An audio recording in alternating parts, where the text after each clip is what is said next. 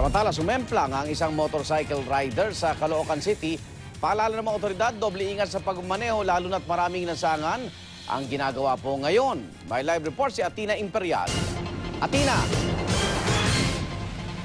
Yes, Iga, nagbabala nga ang MMDA sa mga kalsadang pwedeng iwasan dahil sa reblocking at repairs.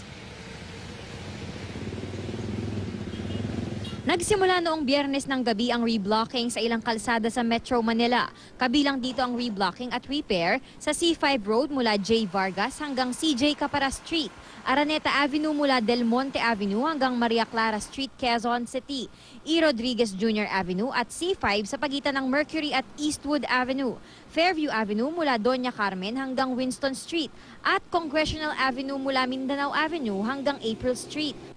Samantala, pinag-iingat din ng otoridad ang mga motorista sa mga lugar kung saan may nire-repair na kalsada. Kaninang alas 4 ng umaga, naabutan ng GMA News ang isang motorcycle rider na sumemplang sa bahagi ng MacArthur Highway sa Caloocan kung saan may road repair.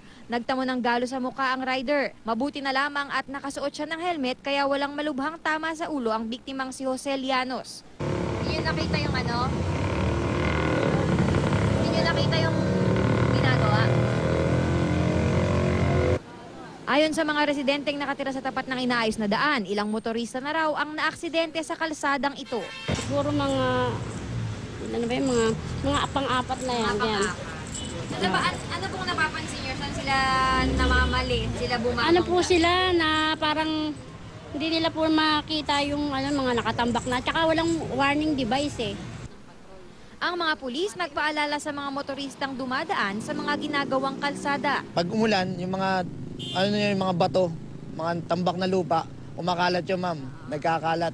So, ang tendency niyan, madulas yung kalsada, tumama yung gulong, at promeno tayo, mas mabilis. May tendency bumalikwas tayo. Samantala, Igan, maluwag pa naman ang daloy ng trapiko dito sa Congressional Avenue. At yan muna ang pinakahuling balita mula rito sa Quezon City. Igan? Maraming salamat, Atina Imperial.